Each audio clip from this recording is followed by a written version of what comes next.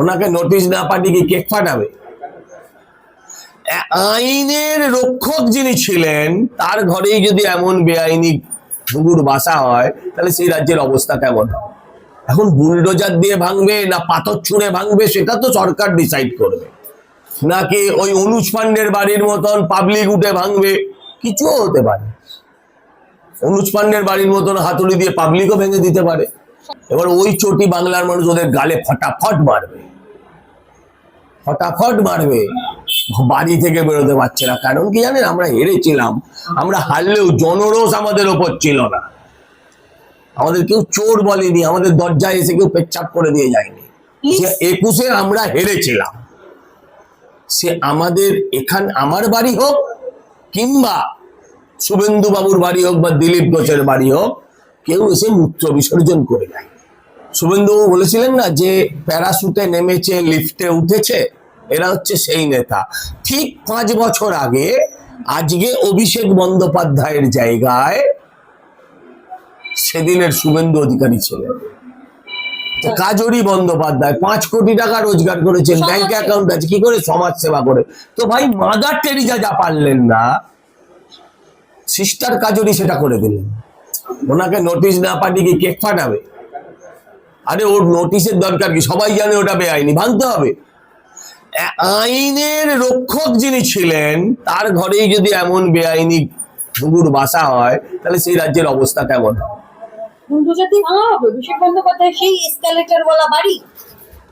এখন বুলডোজার দিয়ে ভাঙবে না পাথর ছুঁড়ে ভাঙবে সেটা তো সরকার ডিসাইড করবে, নাকি ওই অনুজ পান্ডের বাড়ির মতন পাবলিক উঠে ভাঙবে, কিছুও হতে পারে। অনুজ পান্ডের বাড়ির মতন হাতুড়ি দিয়ে পাবলিকও ভেঙে দিতে পারে।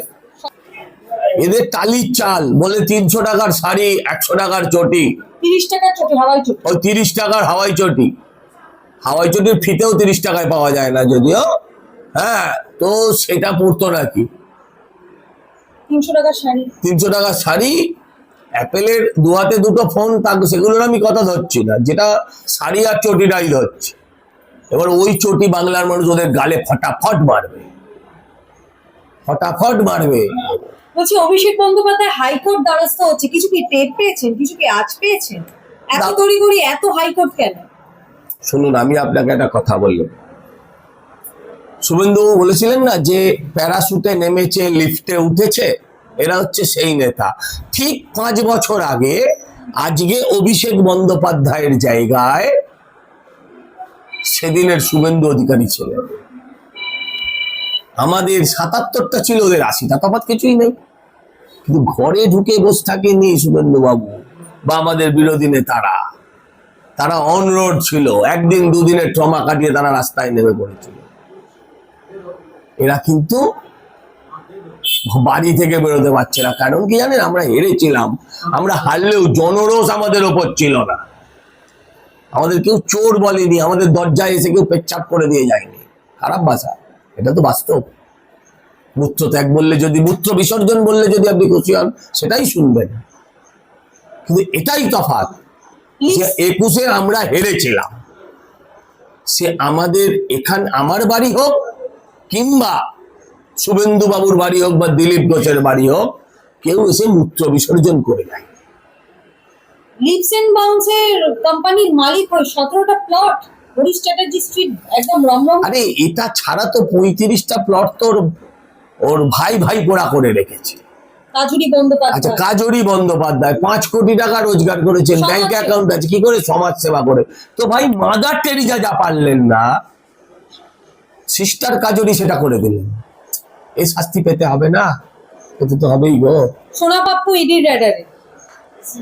ওসব সোনা পাপ্পু টাপ্পু না, সোনা বৌদিকে আনো। ওসব সোনা পাপ্পু বাপু সব পেপার টাইগার, তোমরা বড় করে দিচ্ছ, এদের কিচ্ছু নাই, কিছুই হবে না। না না, এদের কিছু করার দরকারও নেই, এদের কিছু করার দরকারও নেই। এরা এমনিই মারা যাবে। এরা হচ্ছে প্যারাসাইট, পরজীবী। আসল গাছটাকে মেরে দাও, এরা এমনি শুকিয়ে মরে যাবে। এদের আলাদা করে মারার সময় নষ্ট করতে হবে। 2 বিচারপতি সহ দময়ন্তী সেনের কমিটি গঠন করলো। আসল মাথা কি গ্রেফতার হবে? দময়ন্তী সেন মানে একটা অন্য প্রত্যাশা। শুভেন্দুবাবুকে আমি প্রণাম জানাই। শুনুন, কে গ্রেপ্তার হবে কে গ্রেপ্তার হবে না সেটা তদন্ত বলবে, তদন্ত সাপেক্ষ।